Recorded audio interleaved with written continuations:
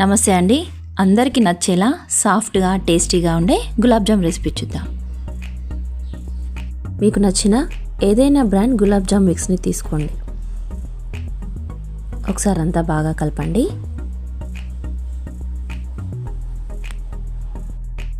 కొద్దిగా వాటర్ వేసుకుంటూ ముద్దలా అయ్యేంత వరకు కలపండి.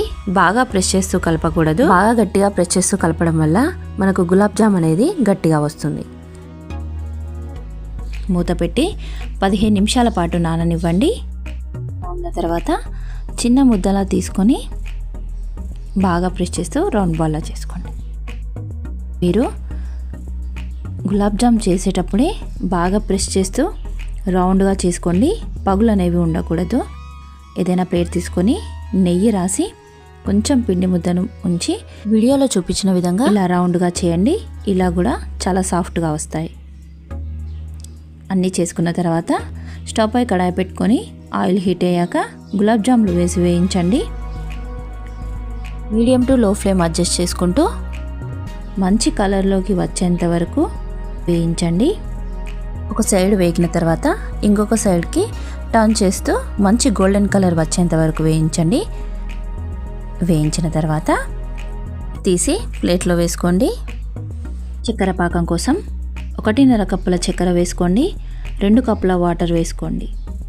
మీకు సిరప్ అనేది ఎక్కువ కావాలనుకుంటే మరొక కప్పు వాటర్ యాడ్ చేసుకోవచ్చు. చక్కెర అంతా కరిగే వరకు కలుపుతూ ఉండండి.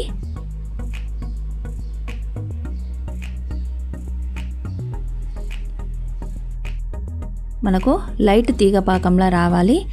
అంతవరకు కలుపుతూనే ఉండండి. మధ్య మధ్యలో పాకాన్ని చెక్ చేస్తూ ఉండండి.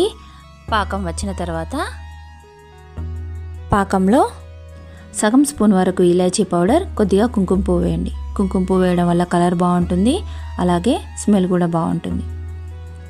వేయించుకున్న గులాబ్ జాములన్నీ పాకంలో వేసి నాననివ్వండి. మొత్తం చల్లారిన తర్వాత ఎంతో సాఫ్ట్గా టేస్టీగా ఉండే గులాబ్ జామ్ని సర్వ్ చేసుకోండి. ఈ వీడియో కనుక నచ్చినట్టయితే లైక్ చేయండి, సబ్స్క్రైబ్ చేసుకోండి.